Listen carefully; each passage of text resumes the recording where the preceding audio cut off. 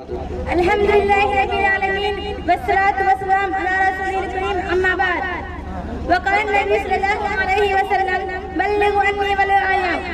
अल्लाह तबारक व तआला का बहुत बड़ा एहसान और करम है कि अल्लाह ताला ने हम सबको दुनिया की मोहब्बत माहौल को छोड़कर आखिरत के माहौल और मोहब्बत को हासिल करने के लिए नबी की मजलिस में बैठाकर दिन की बातें सुनने की तौफीक अता फरमाई।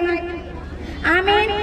मोहतरम बुजुर्गों और दोस्तों, पर्दानशी मेरी माँ और बहन और मेरे मकतब के अजीज साथियों, मैं बहुत दिन से इस प्रोग्राम का इंतजार कर रही थी। ठीक आज से 2 साल पहले जब मेरे उस्ताद जनाब हाफिज मोहम्मद शाहिद अनवर साहब ने हम सबको नकाब का इंतजाम किया और मैं नकाब का इस्तेमाल करने लगी तो हमारी ही मोहल्ले की मेरी माँ और बहन कहने लगी कि अभी उम्र भी नहीं हुई नकाब पहनने लगी, आई है जिन बुआ बनने। मुझे शर्म आती है ये बात बोलने में कि हमारे इस्लाम की बच्ची भी छोटी है, इसे मालूम नहीं कि औरत के माने क्या है और अल्लाह ताला ने औरत को क्या हुक्म दिया है।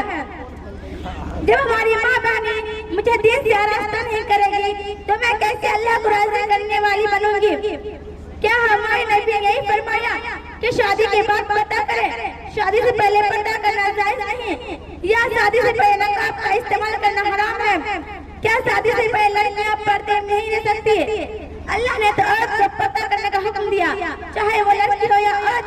बीवी फातिमा की जिंदगी को देखो, हदीस में आता है कि जब बीवी फातिमा पैदा होती है तब से उसे गैर मर्द उसका चेहरा तो दरकिनार, हाथ पांव की उंगली भी नहीं देखा। और तुम कहते हो कि शादी के बाद पर्दा करेंगे, शादी से पहले लोग क्या कहेंगे? मेरी माँ और बहन, लोगों की खुशी को मत देखो बल्कि अल्लाह की खुशी को देखो जिसने तुम्हारे लिए दोज़ख और जन्नत बना कर रखा है। बेपर्दगी का हाल देखो। एक रिवायत में आता है कि एक औरत का इंतकाल हो जाता है, उस औरत के इंतकाल होने के कुछ साल बाद उसके कब्रिस्तान से आवाज आ रही थी कि कोई है, मुझे बाहर निकालो, मैं जिंदा हूँ।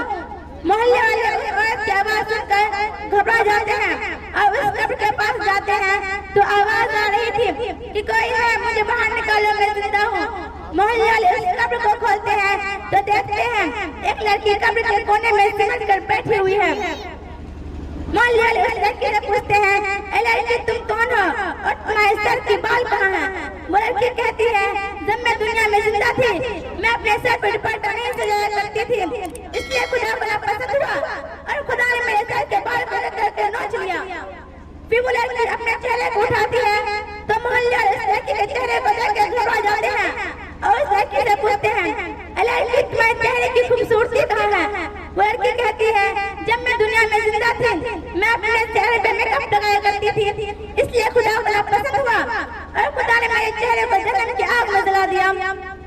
फिर वो लड़की अपने हाथ और पाँव पे उंगली आया करती है तो मोहल्ले वाले उस लड़की से पूछते हैं, लड़की तुम्हारे हाथ और पाँव के खूबसूरती नाखून कहाँ है? लड़की कहती है, जब मैं दुनिया में जिंदा थी मैं अपने हाथ और पाँव के नाखून पे पॉलिश लगाया करती थी, इसलिए खुदा को नापसंद हुआ और खुदा ने मेरे हाथ और पाँव के नाखूनों को एक एक करके नोच लिया। फिर लड़की अचानक गायब हो जाती है। इसलिए मेरी माँ और बहन पर्दों का एहतमाम करें। दुआ है कि अल्लाह हम सबको सुनने से ज्यादा अपनी की तौफीक अता फरमाए। आमीन या रब्बल आलमीन।